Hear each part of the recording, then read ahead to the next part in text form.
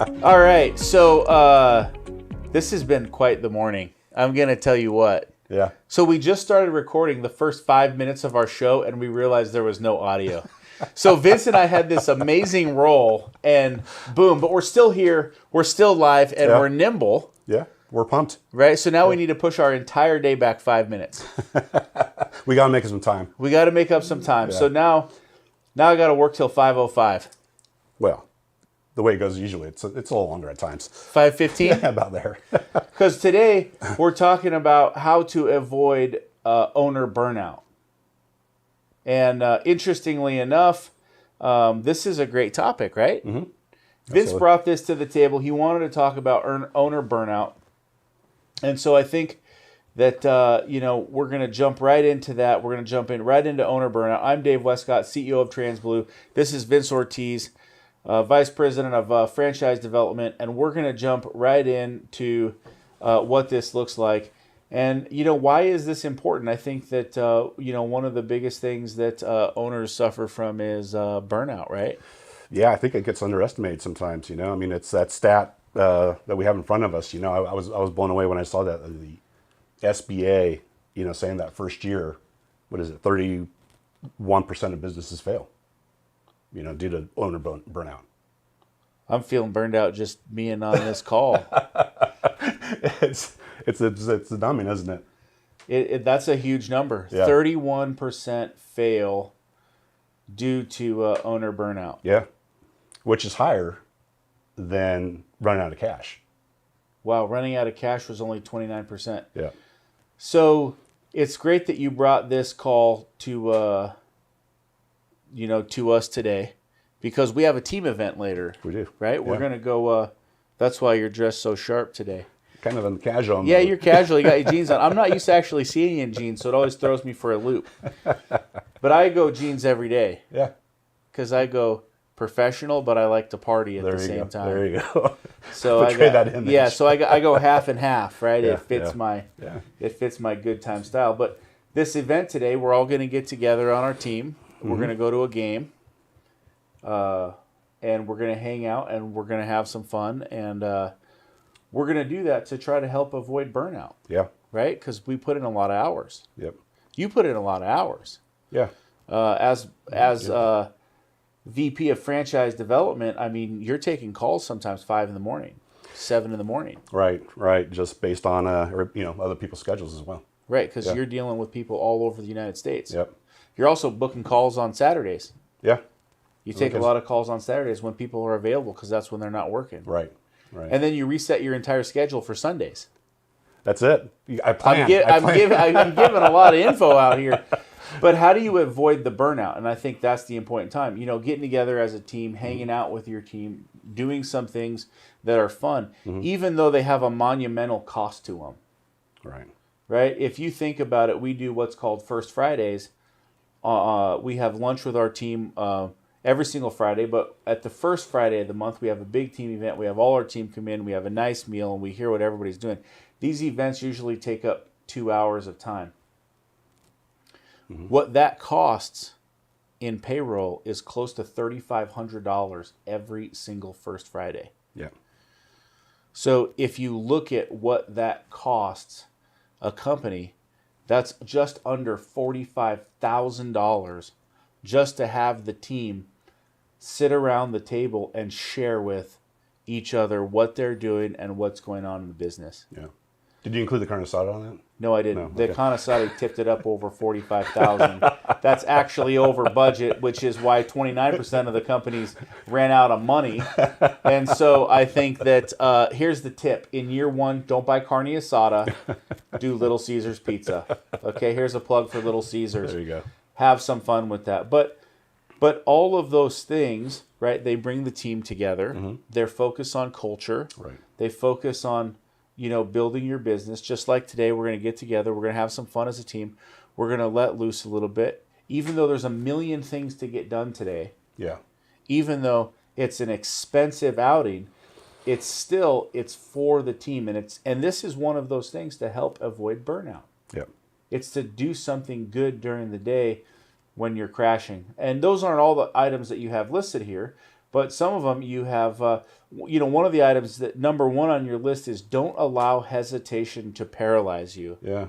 Yeah. Talk to us about that. Well, as you're starting off your business, and I'm going back to when I had my business, and Dave, you can attest to this as well. Just those early days is that you get too caught up in, oh, I got to do the research, or I got to fix the business plan, I got to look at the strategy.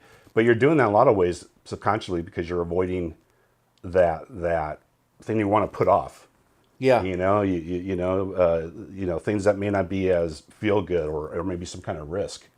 And you tend to get too caught up in those things. For me, I was getting too caught up year one early on, trying to incorporate a lot of corporate concepts in a small startup business, and that was my way of dealing with, the hesitation or pause instead of kind of really digging in and being good to yourself in terms of learning from those mistakes. Yeah. Allowing yourself to learn from those mistakes. Yeah. Right.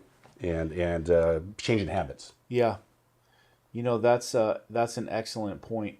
When I was at the Harvard Business School, we were going through a case study, and one of those case studies said something to the effect of, I'm going to butcher the quote, but it said something to the effect of many executives who have been very successful in corporate business fail when it comes to, making decisions because they become like a deer in the headlights and they can't make moves quickly enough in an entrepreneurial setting to succeed, and therefore they fail. Right. And that's kind of what you just explained, was that you came from the corporate world, you started in a franchise opportunity, and you were starting to have some issues. Now, let's just talk about an issue that can paralyze you. As, for example, let's say you have an upset customer. And let's say you're waiting for some key information from that upset, or in regards to that upset customer's project, from maybe a project manager or a subcontractor or a supplier or from somebody. And that client is waiting for you to communicate with them. Yeah. And so in your mind, you're like, okay, I'm going to get back to them as soon as I have the information. I'm going to get back to them as soon as I have something to share with them. And they're waiting. And a day goes by and you're like, man, I need that information so I can get it to them. And they're waiting. And another day goes by and they're still waiting. And you're eagerly waiting to get the information. And you're following up with your supplier or your subcontractor or whomever it is. And you're waiting for that information. But what's happening on the back end is they're getting upset. They're getting more and more upset. Yep. And that lack of, ability to just make a decision quickly or to even have a conversation, because a lot of times owners or executives are afraid to have that conversation until they have the information in front of them. Yeah. And sometimes you just need to pick up the phone and say, hey, listen, Mr. Smith, here's what's going on today.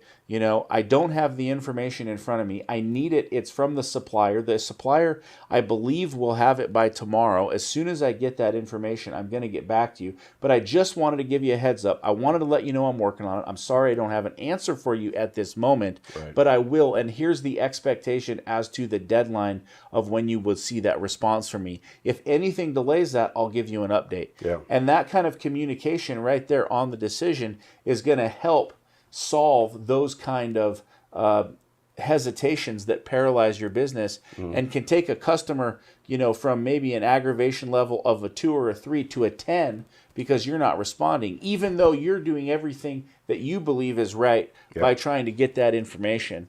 And so making those decisions and just getting in front of some of this stuff is really, really important. No, you're right. It's from their standpoint, you're what you're doing is you're sending that peace of mind from a client. A lot of clients, especially in our business and our general contracting business, they're working with us. They want to, we want to be transparent, and what they want is the peace of mind. Right. Right.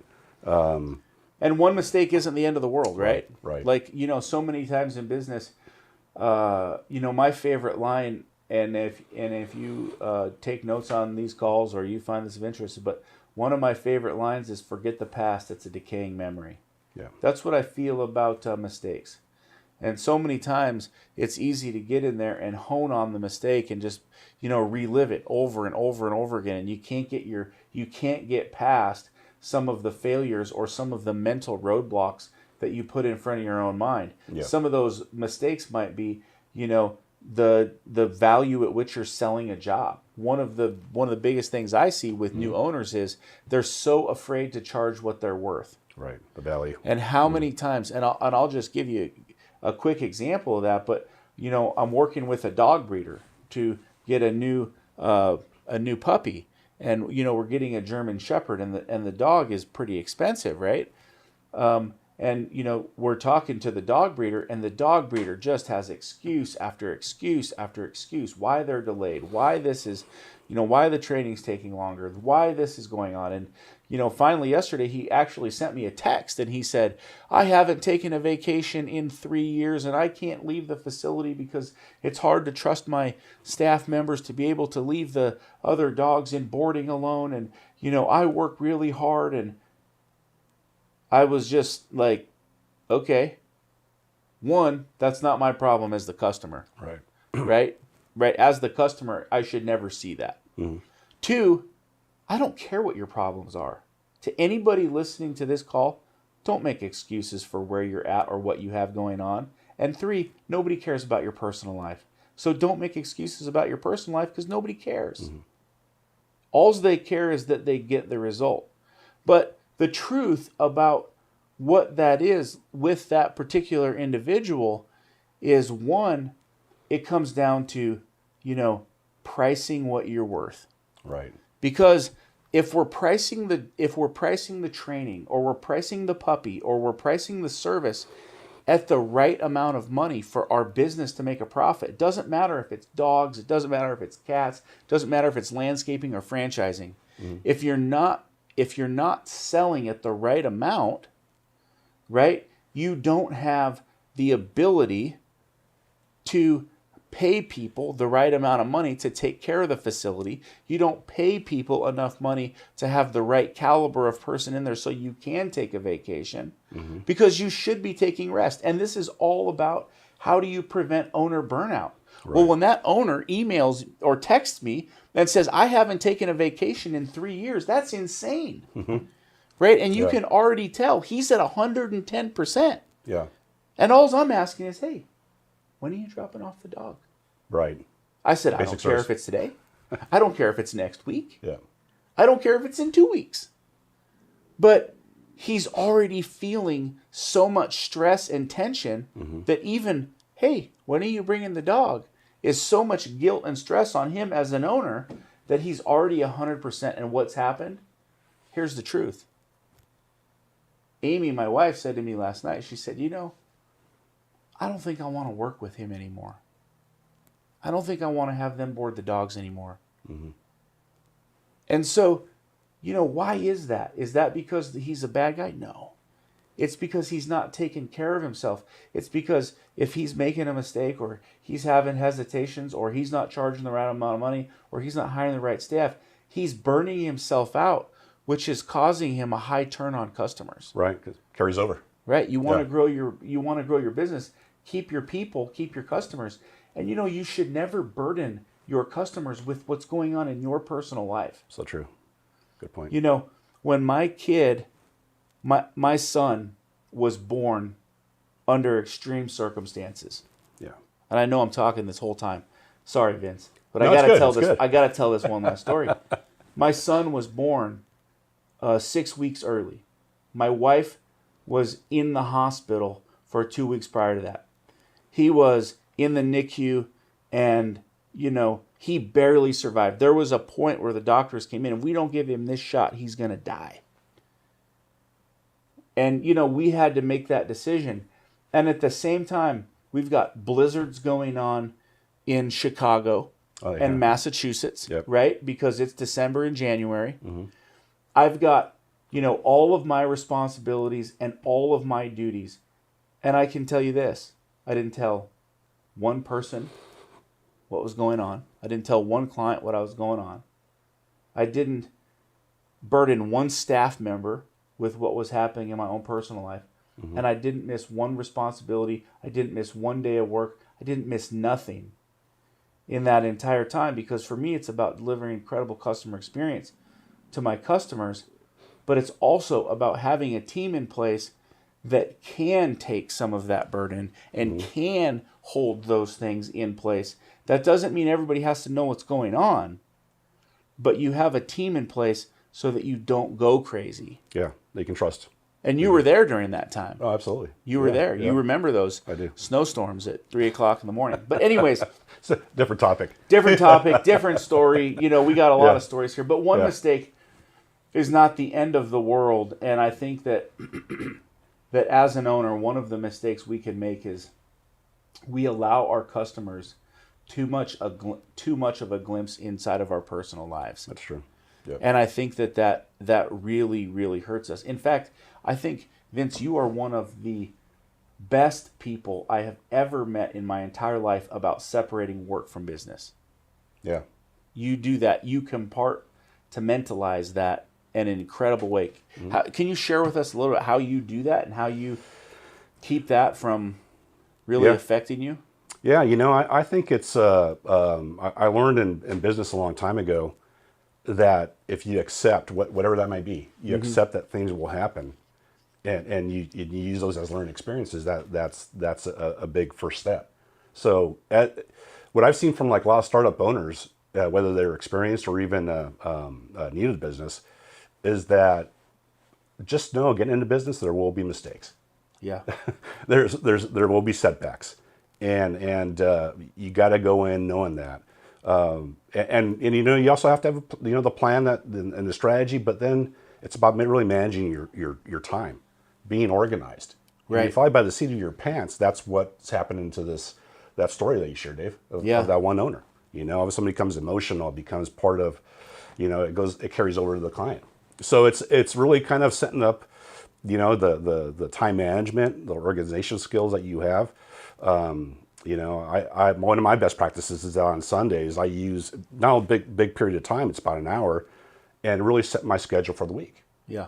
If there's, you know, things change, things come up, you know, you got to adjust like anything else. But it's really about that, and just accepting that whatever may happen, instead of kind of reacting or feeling like the you know, the weight of the shoulders is on you for that, whatever that might be.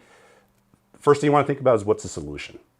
You know, in other words, you know, take it upon yourself or your team. What's the solution? Yep. You know, and instead of letting that be impactful, acknowledge those obstacles, but don't give them power. Yeah. You know, and that's the way I approach And keeping your personal life out of the business. Yeah. So many new owners, you know, they're it's just a tangled mess of spaghetti. Yeah. And so many things personally affect their business. Oh, I got to go to the doctor today. Oh, I got to, you know, and they let these things, you know, take precedent over their business, and these things cost tons of money. They have tons of repercussions. You know, the business is seamless, and the end user, the end customer, does not care for the most part. They want their service. They want what they're paying for. They may be sympathetic on number one, Yeah. but number 2, 3, 4, and 5, you're no longer working with those people.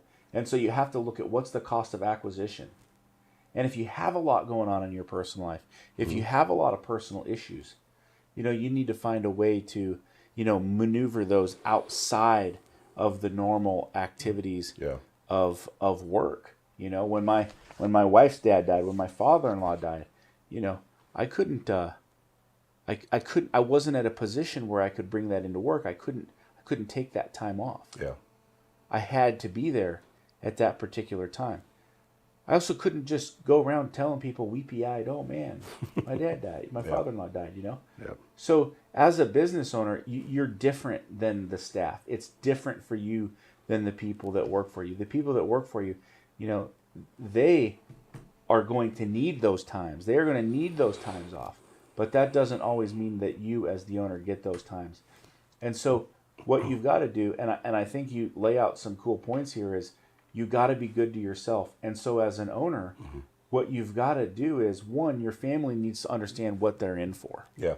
Right? They need to understand the ride. But you've also got to make sure that you set aside time for your family. Right. One of the ways that I do that is at 6 o'clock when I come home, the phone goes off, and I don't look at that work phone. I have 2 different phones. I don't look at that work phone again until 9 o'clock the next morning. I don't care what happens. So That's the family time. That's being good to yourself. That's setting some balance. Yeah. That's setting some boundaries. And so often, new owners don't do that. No. They'll grind till midnight every night. It overlaps. Yeah. Right? Yeah. But here's the thing. The work is never done. When you get through with the task list, there's another one right behind it. Right. When you get through with the project, another project is chasing it. You have something, Dave. As an owner, you're doing here recently with nutrition and being good to yourself and working out and things of that nature. I mean, it's so important, right? Yeah. I mean, it's just because taking care of yourself allows you to take care of your family. Right. Allows you to take care of your team, and that's so important in just being able to function, right? That peace of mind that you're going to have going into business. And you got to take care of yourself. Yeah, absolutely. You got to take care of yourself. That's why I look so great, because I take care of myself. You don't get to look like this. He's killing it. You don't get to look like this by not taking care of yourself. And you also want to hire trustworthy and capable people. Yeah. Like our amazing camera and videography team that caught our no audio mistake within 5 minutes. Could you imagine what that would have been like if it was 20 minutes? Oh, wow. Yeah. We might have thrown a table through a window. I don't know what would have happened. The stress. The stress, right? The stress of it all. So, we got good key people that are like, wait, hold on. Plus, our time is valuable. Could you imagine if we had to do the whole segment over again? You imagine? We've been late for the game. I know, man. What a bummer. So you want to hire the best people, So that's really important. You don't want to jump over dollars to chase pennies, right? And you want to delegate. You want to delegate to your team and your managers, and you want to make sure that you aren't taking all the work on. One of the tips I like to say is, for me, hey, if I can pay somebody $50 an hour or under to do it, I'm not going to do it. Right. That's basically what I want to look at. Yep. I actually shared that with Joe. Oh, that's the dog groomer. Well, now we know who the dog groomer is. Joe is the dog groomer, but there's a lot of Joes out there. There is. I shared it. Hey, That's man, listen, all these miscellaneous tasks, dude, you got to delegate these. You can't take these on yourself. Right. And then outsource back office when necessary. Yeah, I mean, absolutely. Reduce as much of the workload as you possibly can. And the last one, Vince, to take us home. Taking care of ourselves, right? Take care of yourself mentally and physically. Mentally and physically. And you're in the gym all the time.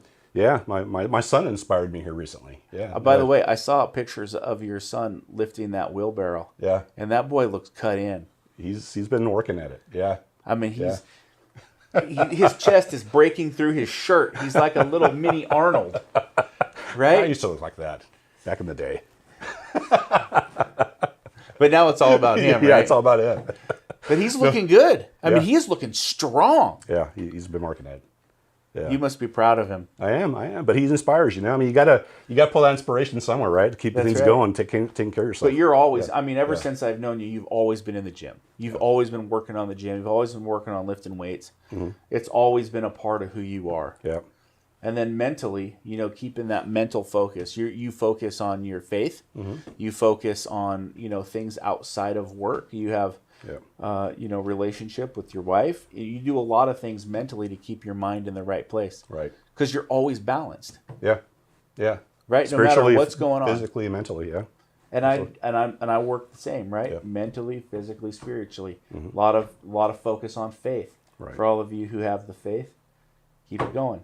Yeah. But those are the things that are important. As you're in a franchise, I think it makes some of this simpler. Mm-hmm. Right, because of the fact that you've got a support team and a support staff that helps you through some of this stuff. Processes, technology. I mean, other things that you have to invent. Burnout is tough. And, if any of you would like to chat further about burnout or how it affects you or any, we have a lot of tips, solutions, and tricks that we can use to help you out. But definitely, you want to stay away from that burnout. And I've been doing this almost 2 decades now.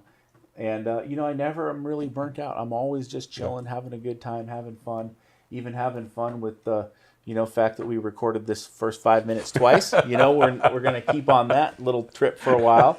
But, it was good. It was good, right? It was good. But we had such good mojo in the first original 5 minutes. Yeah. Kind of zapped the energy a little bit. Because we had to restart everything. I feel like it wasn't as funny the second time. It was more serious. Yeah. But this is serious stuff. Yeah, we adjust. Yeah. We flex. So, focus on these things. Just to wrap it up, don't allow hesitation to paralyze you. One mistake is not the end of the world. Be good to yourself. Be good to your family. You're in it together. Hire trustworthy and capable people. Delegate to your managers and your team. Outsource back office when necessary or when it is more efficient. And take care of yourself mentally, physically, and spiritually. Yeah. That's Dave and Vince Live. We'll be back in 2 weeks. Same bat time, same bat channel. Good stuff.